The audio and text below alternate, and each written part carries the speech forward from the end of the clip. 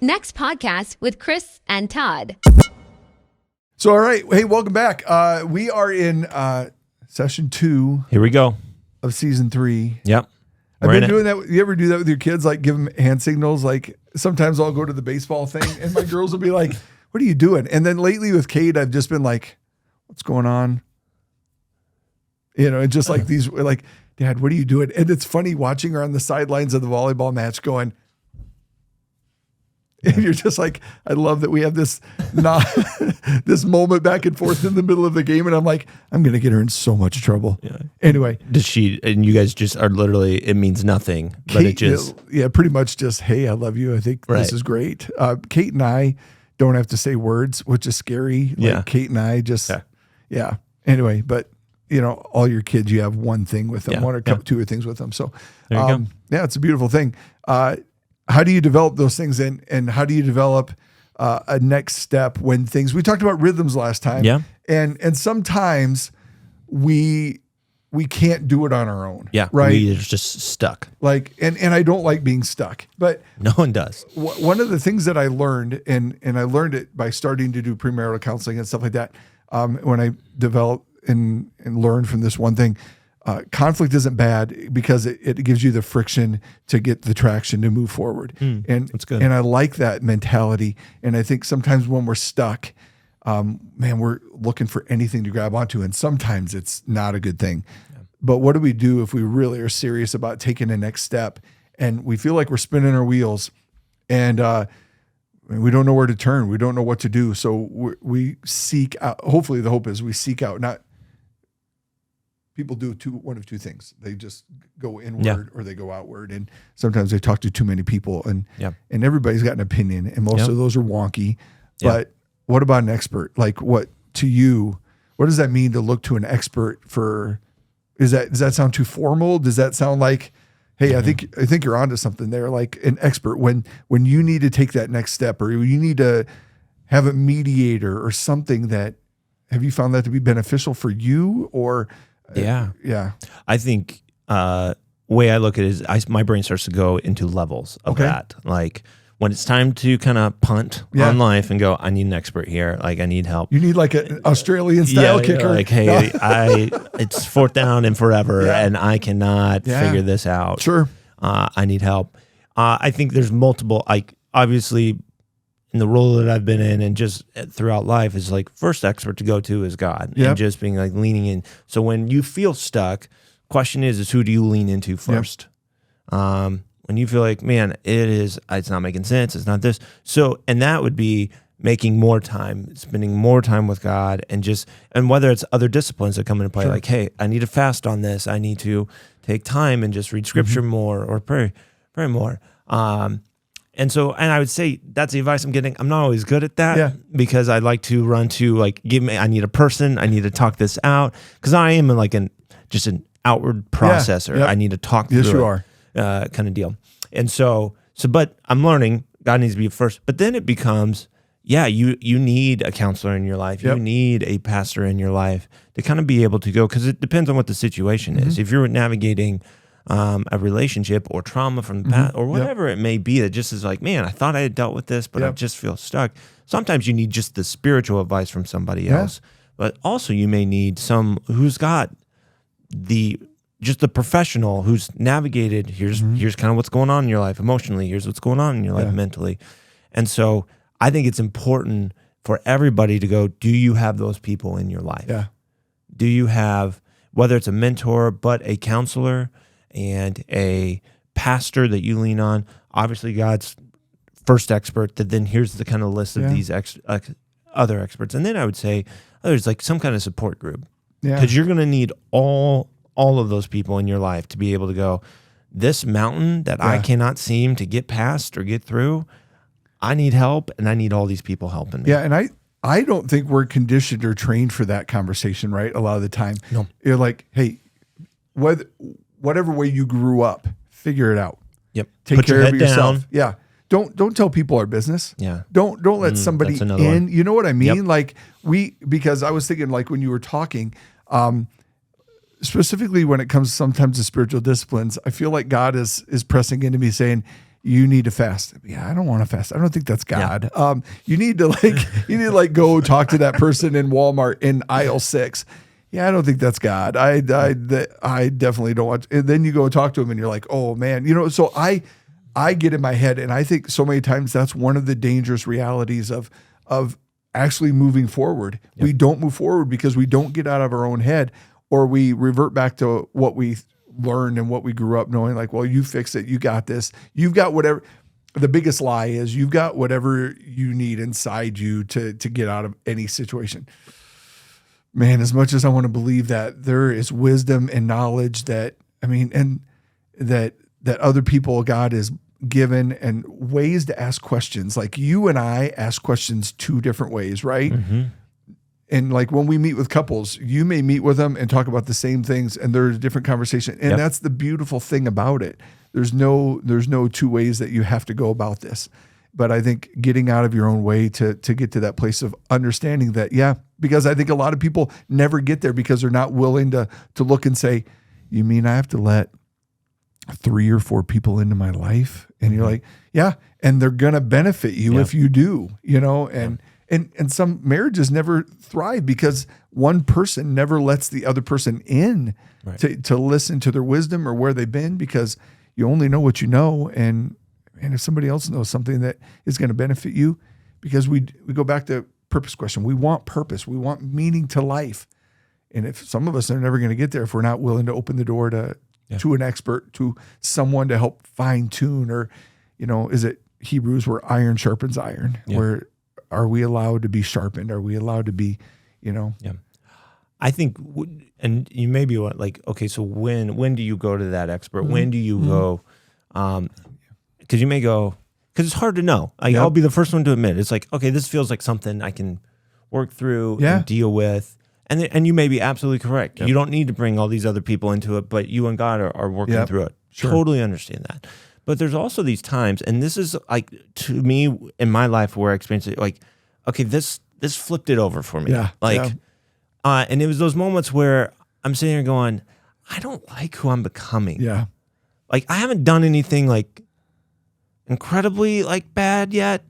But the thoughts and the things I'm struggling with, I don't like where I'm at. Yeah. That is like the, hey, the yellow flag here. This is starting to be something, and you can't put your finger on it. Yep. No, I agree. We're not talking like, hey, I just want to get better at, reading and that kind of stuff. Okay, you can work through that. You don't need to call in a counselor to work through that. Like, okay, prime example.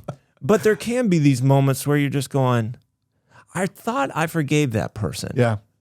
But I am still really angry at them. Yeah. One of the things that comes to mind for me is like when it was a couple of years ago when there was like a rash of suicides or a rash of things where mental health really became more of a spotlight, and friends sharing that, I've thought about this or I've thought about that. And I'm like, oh man, I don't think I've ever gotten there, but I have had, like you're saying, man, I am not where I need to be, or those thoughts are there where, man, I want to run, or I consistently am coming back to the same thing. Like, should I just quit my job and move to the wilderness, and that will make it all better? Right. No. Yeah. And I feel like if you're get this visual, like there's like this fork in the road when you start hitting those thoughts, you're just like, okay. And there's this road that you can just go, you can push through it. But there's this other path that's kind of got some hills to it. It looks a little strenuous. It looks like it could be hard.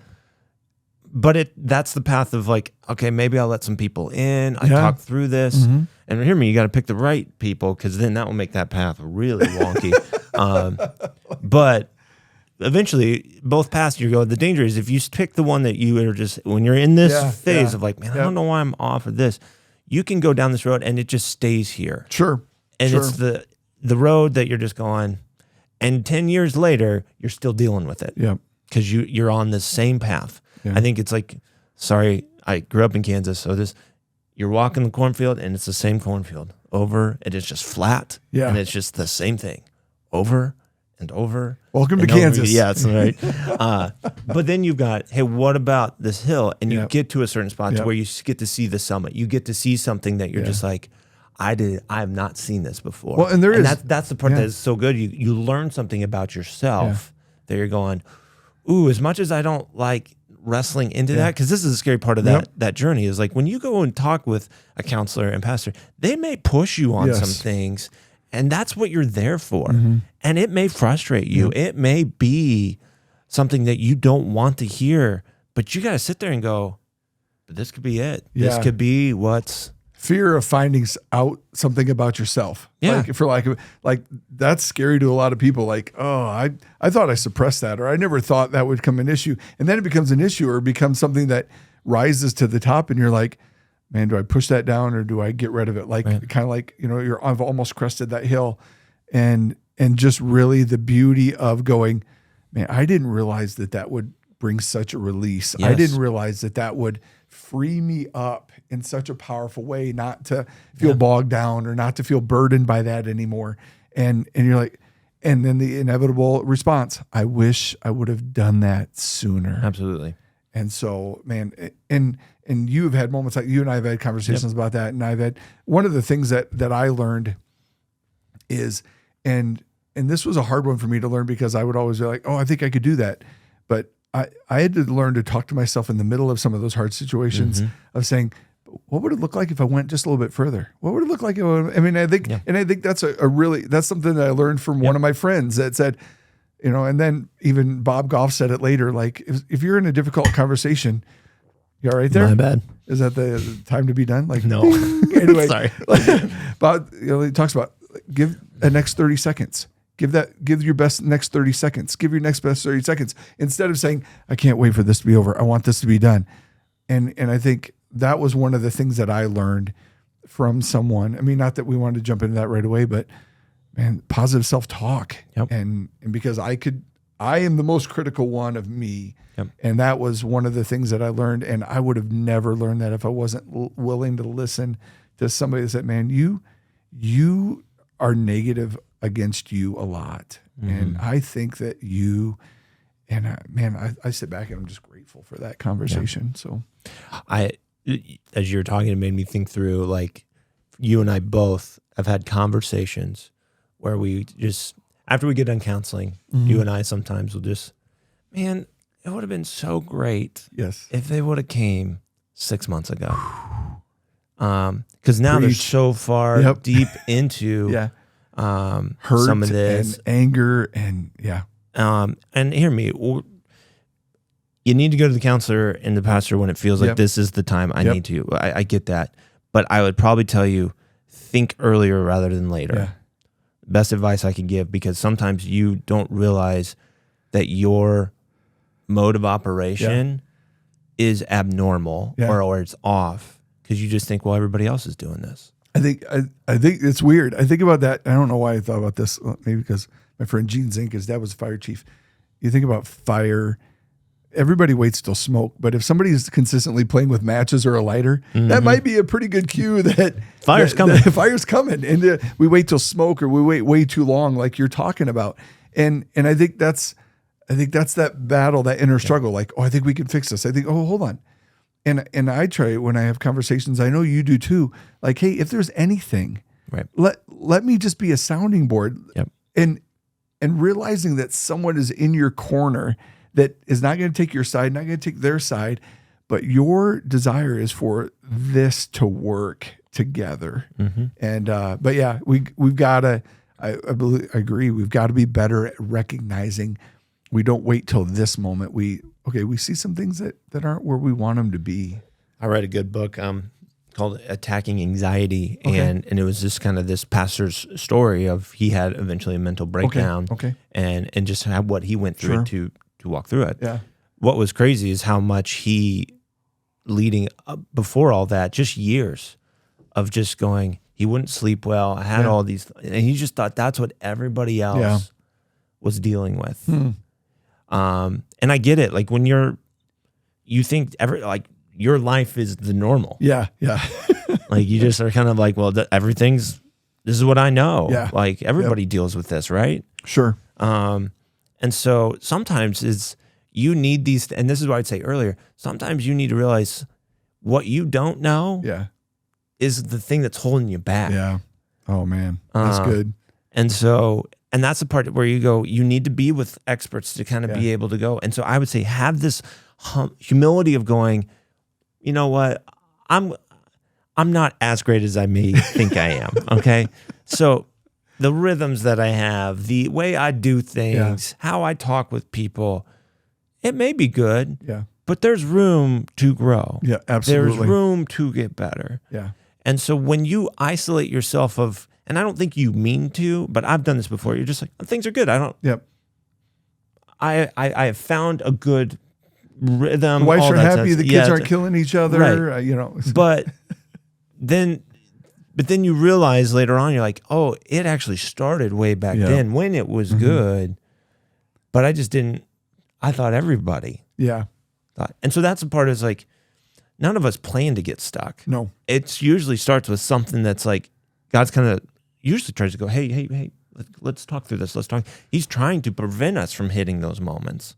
Now, sometimes he allows it because he's just like, hey, I need you to work through this. Because you said sometimes it's like that tough part of going through something. It builds on character. It builds on trust. And I kind of use the analogy like you go through a storm, and when you go through a storm together with somebody, you go, man, look at what happened. Yeah. I think look what we did together. Yeah. I think for me, literally, one of the things that we have to be intentional about is intentionality. Like, I know that sounds redundant. Intentional about intentionality. And nice. we do it. Like, write it down. Go, you can put it towards anything. Like a football team says, okay, we have a great O-line, but man, we need a better linebacker and a play caller. A basketball team says, okay, hey, we got people that can shoot the rock, but nobody to distribute it. We have to be intentional with the things in our life and the areas of our life if we're going to get to the place where we say, okay, this has been a season of crazy. I haven't been doing this. I haven't been intentional with time with my wife. I haven't been intentional taking time off because, in our line of work and just being pastors, and we want to be there for people. And I went through a season when I was up in Williston where I had marriage counseling. And I remember I was meeting with like 5 or 6 couples at a time, and none of the situations were good. And I'd go home at night and I'd be cranky and I'd be frustrated, and Rachel would be like, hey, what are you doing on your day off? I got to meet with so-and-so. I got to meet with so-and-so. And I was like, I was just not in a good rhythm at all. And finally, going, this is affecting me. And this was in me. And I was the one trying to help and be encouraging and tell these couples, hey, do this, do this, do this. And I wasn't following my own lead, and it was just a great reminder as I had a couple of friends speak into my life going, dude, what are you doing? Yeah. Where are you going with this? Because we're already noticing that it's affecting you, and don't read into this. I love meeting with people. But it took me time to develop some rhythms, and even in the midst of helping people or wanting people to get some traction, you can get lost in your own head, and that's. But yeah, intention. It comes back with intentionality of guarding things, of being willing to say things aren't where we need to be. Let's get something figured out. And I think part of the reason you punt to the expert, I'll keep using that phrase because I just like it. It is. No fair catches here. Yeah. No fair catch. Because you want to see sometimes the expert is watching somebody who's ahead of you. Yep. Like somebody, like think of parenting. You watch somebody who's parented kids, and you're like, man, I really enjoy how they do it. Your whole goal of point sometimes like punt is like, I want to see somebody do it well. Yeah. See somebody who's walked through this. And so that's sometimes, or they've counseled somebody who's walked through this. Absolutely. And so those are the things that you go, I need that. And sometimes it's not like, hey, it needs to be always traumatic. It's like, okay, how do I have purpose in my life? Well, find somebody who does. Yeah, absolutely. Have that and conversation. who's like, man, they're really good at this. And also find somebody who's, has led well in being an influence in their job or an influence at home, and whatever the case may be, being really good at their relationships. Okay, how did you do that? That's you being in, like, the intentional part is this, but also the humility to go, I know I could probably get better at this. Yeah. I'm not as good as probably I think I am. Yeah. And so owning that and just being willing to go, okay, I need this. I need to take these steps. And so those are things that I found, like seeing somebody be able to do it, whether it's reading a book. Sometimes reading a book is that kind of punt to the expert. But also there's times where it is pretty heavy. It is pretty dramatic, and you need that counselor. You need that pastor. And so that's why I'd say, don't wait till it's dire. Yeah. start, like, that's what I'd say. Premarital counseling is you going to the expert. Yep, it is. Someone who's done counseling and done these things and being able to go, okay, you've done marriage before. What advice would you give us? Finding, same thing with parenting, same thing with just how to be a Christian in a healthy way. Boom. Like you got to find some of those people in your life. I think one of the cool practices, and we did this with the staff here, was a couple months ago, just writing down things we don't know. I think we were challenged with a verse and writing down things we don't know. And I think that can be a great practice. That is a good practice. It was like, and so I wrote down, one of the things I wrote down was being a dad of an adult, like that's getting ready to go out into that next phase, right? How do I, and you've heard those things. You're a parent, you're a discipliner, you're a parent, then you're a coach. And, how do I best coach? And then, like you're saying, look to those people that, man, they coach their kid well. Yeah. They've encouraged their kid well. Their kid is launched. Yep. And those that's great foresight, I think. But maybe it's taking time to write down things I don't, and those are hard realizations too, writing down things you don't know, because that can dwell and build something up that's an insufficiency new. Yeah, it is now, but it may not be in the future if you grow in it, if you're challenged by it, if you're sharpened in a way that I think is pretty powerful. Yeah. And because there are things as a dad I still want to be better at. Right. And there are things as a husband that Rachel wishes I was better at. But punting to an expert, the other thing that I found about that is you don't know the friendship that's going to develop because of your willingness to have a conversation. And man, there's nothing better than getting done with a conversation, looking at that person going, I just feel great after talking with you. And maybe it just is that season of getting your butt kicked or sharpening you, or maybe it is something that is going to become more normal and that much more of a benefit to your life. Mm-hmm. And so that's powerful. Yeah. And I think since just going along with the theme, if you think through your next step in this, I think one of it is looking through is okay, do I have experts in my life? And start kind of making the list. Who are those people? Yeah. Who's helping me navigate this in my life? Who's helping me navigate this? Who can I turn to with some of these areas? And if you don't have them, start looking for them. Take somebody out to coffee, grab a lunch, whatever the case is, and start it with some gratitude, of just appreciation of you seem to do this well. Yep. Mm-hmm. How do you do it? Yeah. And then soak it in, learn, and whether it's reading a book or whether it's meeting with the person, do it. Yeah.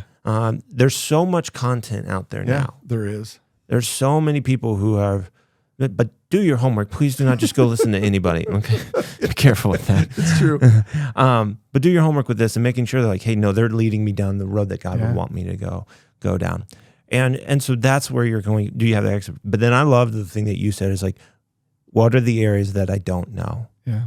And that's where I start to begin, because life will also throw you a lot of those spots where you're just going, man, I don't know how to navigate this. Yeah. I don't know how to navigate a demotion at my job. Sure. I thought I was doing it well, and I didn't understand how this went. I don't know how to navigate, man, my spouse and I, all of a sudden something's happened and we're off. Yep. Or I'm parenting a tough teenager, or I'm parenting, man, they're going off to college and becoming an adult. Or, hey, I'm just lost with just purpose right now. All those things are legitimate. Yeah. I don't know. Do not let pride. I don't know how to grieve right now. Don't let pride get in the way. No. Do not let pride get in the way. Allow that to be stripped away and get the conversations rolling so that you can move forward. Yeah. Because being stuck and spinning your wheels and not getting anywhere and not feeling a sense of purpose is brutal. Mm-hmm.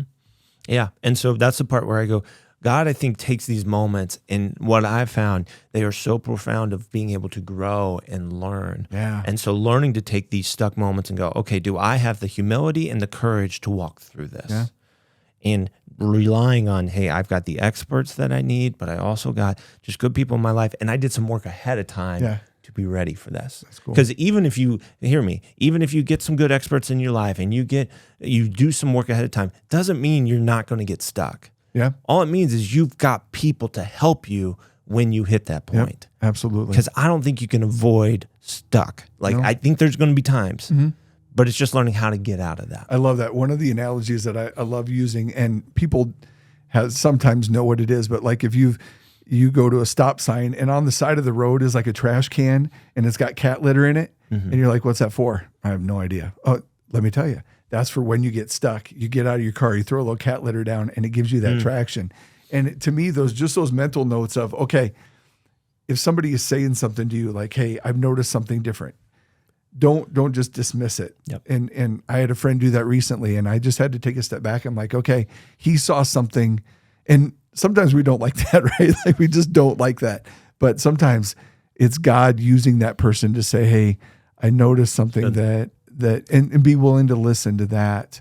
But also maybe it is your spouse saying to you like, hey, and because you and I hear this a lot, well, they said 6 months ago we should have come and talked to you. Yeah, you should have. Yep. Be willing to listen to your spouse. Be willing to listen to those people in your life that you believe love you and have your best interests at heart. Not just trying to fix you to make them somebody you're not, but to make you the better version of yourself. And man, that can be powerful as you begin to live that out, as you begin to see those giants, those things that maybe, man, you were struggling with year after year. On the other side of hard conversation, on the other side of that, you're sitting back going, like you started with, you're up, you're seeing that view now that, man, I didn't realize it was going to be this good.